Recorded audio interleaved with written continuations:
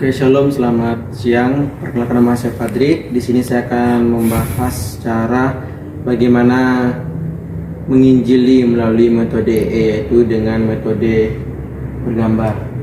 Di sini saya akan menjelaskan apakah Anda tahu dengan pasti. Sini kita pasti, apakah ketika Anda meninggal, apakah Anda yakin masuk surga? Pertanyaannya pasti yakin. Dan yang kedua, apakah jaminan Anda itu masuk surga? Tentu dengan berbuat baik itu tidak cukup, karena yang kita banyak dosa, kita serahkan itu kepada Tuhan. Dan yang selanjutnya, di sini seperti ada seorang raja yang memberi harta atau bendanya kepada seorang pengemis, lalu dia memberikan secara cuma-cuma kepada seorang pengemis ini tersebut. Seperti itu juga dengan Tuhan, dia memberikan anugerah hidup kekalnya atau dengan secara cuma-cuma seperti itu. Dan yang selanjutnya,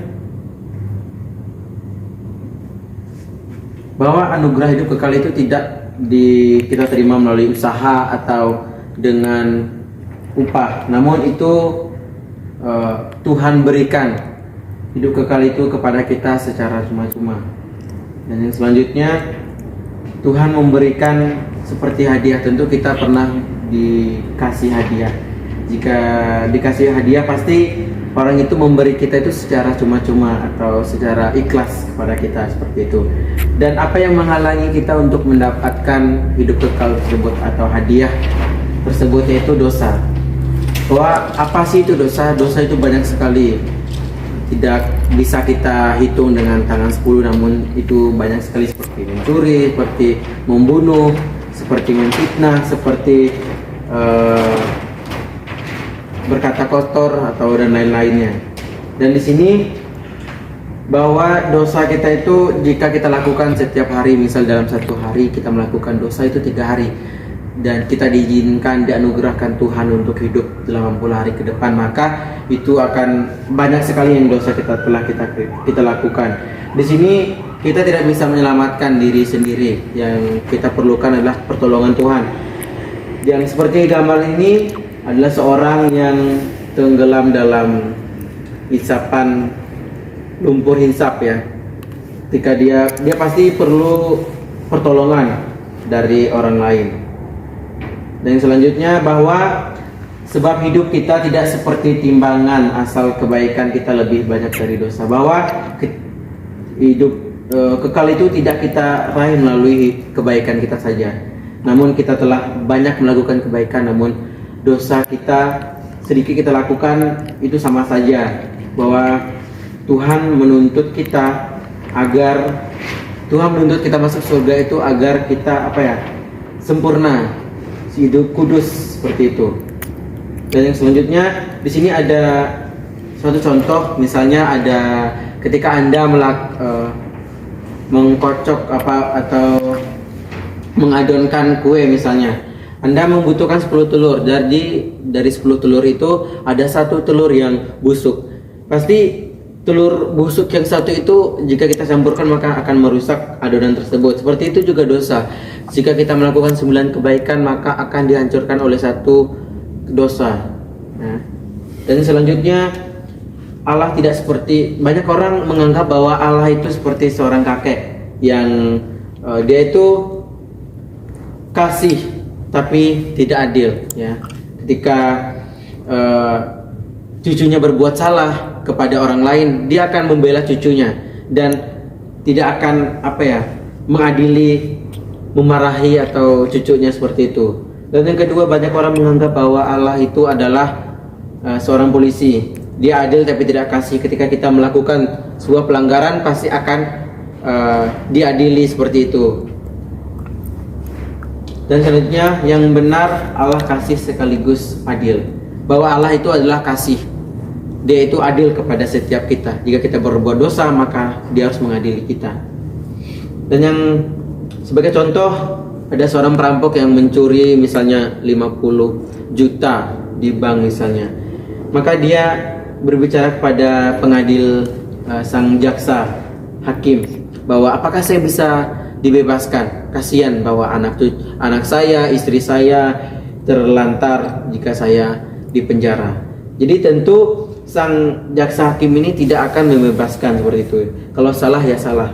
Dan hukuman atas dosa kita ialah maut, penderitaan di dalam neraka selama-lamanya. Bahwa apakah Anda melihat masalahnya bahwa di sini bahwa kasih dan adil itu dapat bertemu itu melalui apa? Yaitu adil dan kasih itu dapat bersatu, dapat bertemu itu karena ada pengorbanan. Seperti cerita yaitu Jenderal Samila, di mana dia menyuruh prajuritnya untuk berbicara kepada prajuritnya agar siapa yang masuk ke dalam gudang makanan ini maka akan dicambuk selama 50 kali. Selanjutnya bahwa ibunya ketahuan bahwa ibunya lah yang mencuri. Bahwa tentu seorang Jenderal Semela ini pasti akan berkorban demi ibunya. Dia berkorban demi ibunya. Tidak mungkin kita membuat aturan misalnya, lalu ibu kita yang berbuat salah, pasti kita akan membelanya seperti itu. Maka Jenderal Samila ini berkorban untuk ibunya. Dan selanjutnya Allah memberikan hidup kekalnya kepada kita.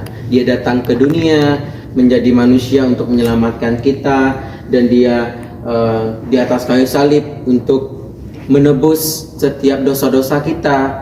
Dia telah mengampuni setiap dosa-dosa kita, menanggung setiap dosa-dosa kita di atas kayu salib seperti itu. Dan dia berkata semuanya sudah selesai. Dan selanjutnya bahwa dia mati lalu pada hari yang ketiga dia bangkit ke surga. Dan selanjutnya bahwa Yesus memberikan hidup kekal anugerahnya kepada kita. Dari surga dia memberikan hidup kekalnya kepada kita.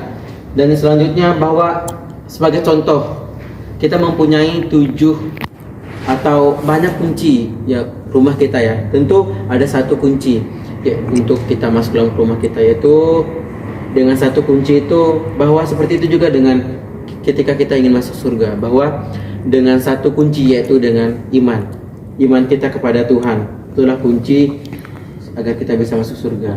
Bahwa orang itu banyak beranggapan bahwa iman yang salah itu seperti ini. Iman yang salah, iman yang jatuh berjalan di dalam kegelapan. Misalnya ada seseorang yang dengan PD-nya dia berjalan di gunung misalnya, tapi dia tidak melihat apa yang ada di depannya, yaitu jurang.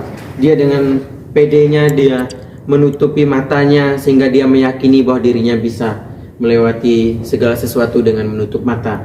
Dan juga orang beranggapan bahwa iman yang salah itu seperti iman bahwa dia tahu kapan Tuhan Yesus mati, Tuhan Yesus lahir di mana, apakah yang dilakukan oleh Tuhan Yesus, namun dia tidak mengimani bahwa dia tidak mengandalkan Tuhan. Percuma saja jika kita hanya sekedar hafalan saja, ketika kita hanya sekedar hafalan untuk selamat itu, seperti itu. Dan yang selanjutnya bahwa iman yang salah juga ketika kita membutuhkan sesuatu ada maunya. Ketika kita membutuhkan uang, kita membutuhkan wanita, atau kita membutuhkan masa depan, itu adalah iman yang salah. Iman yang benar adalah iman yang yang mengandalkan Tuhan di saat duka maupun duka. Dan selanjutnya iman yang menyelamatkan adalah iman yang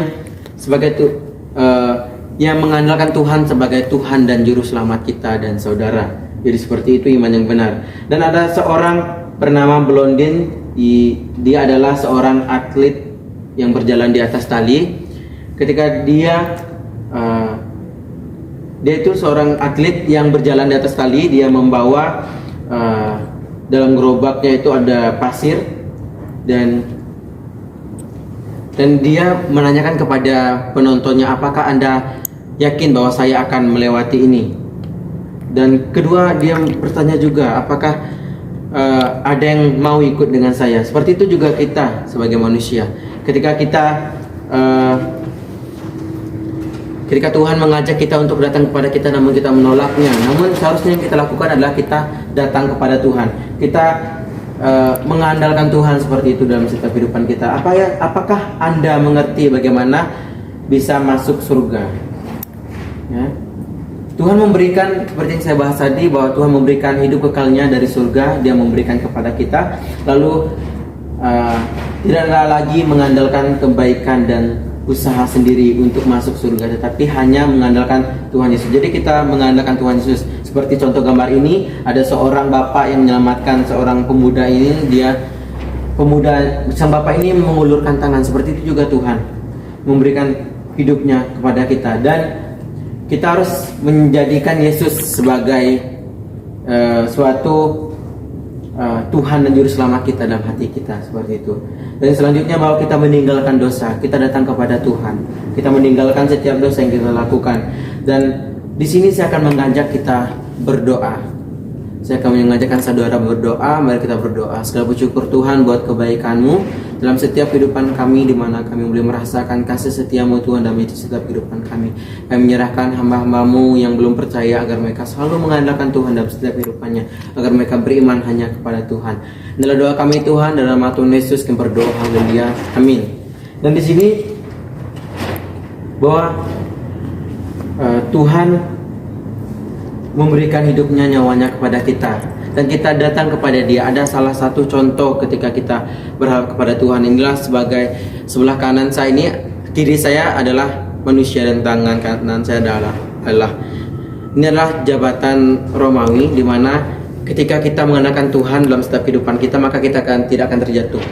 Ketika kita melepaskan tangan kita dari Tuhan, maka Tuhan masih tetap memegang tangan kita seperti itu.